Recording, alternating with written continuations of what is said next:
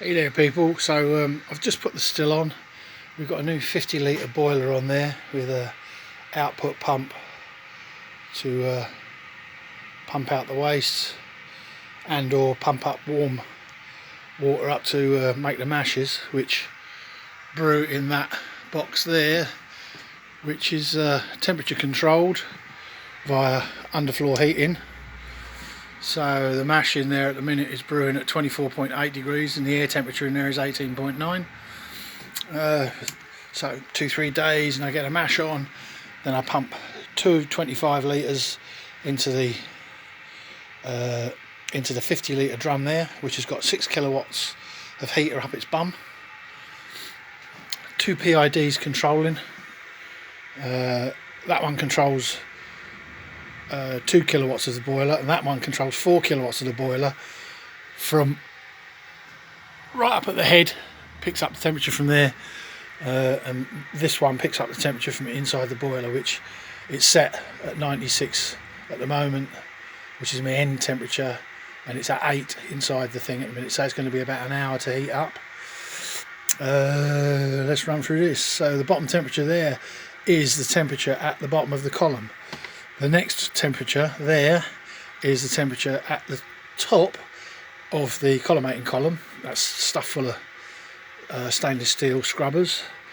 That temperature there is the temperature, let me see, that temperature there is the temperature which will be in the gym basket, and then that temperature there is the temperature at the crown, right up at the top. Should be the same as the analog readout there as well.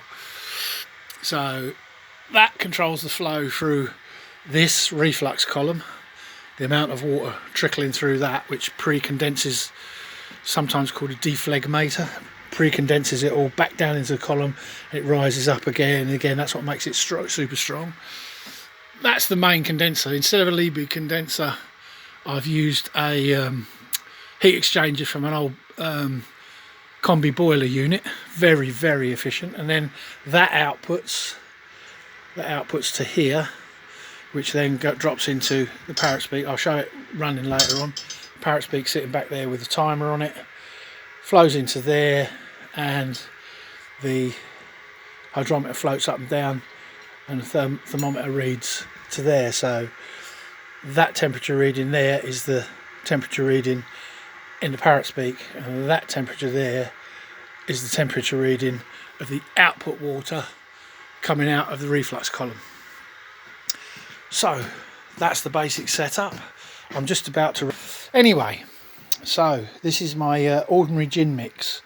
In here I've got 50 grams of crushed juniper berries, I've got 3 grams of crushed cardamom, and I've got 10 grams of crushed coriander seed.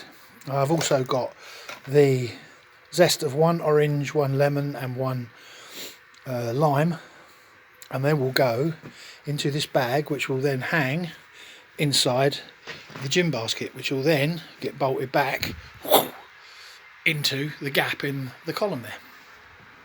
So I'm about to load that, which I can't do one-handed, so I'm going to switch the video off and I'll catch up with you in a moment. So back with you again. The gym basket's loaded and reinstalled back in the column, so we've got a nice shiny column there now. I'm just going to cut the video again while I put the insulation on.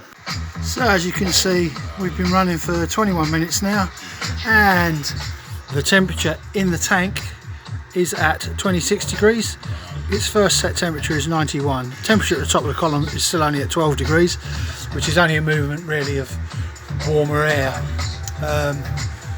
These temperatures will rise rapidly once we hit the starting point of that particular azeotrope, which is 15% ethanol, 85% water, which should be at about, looking at the table, should be about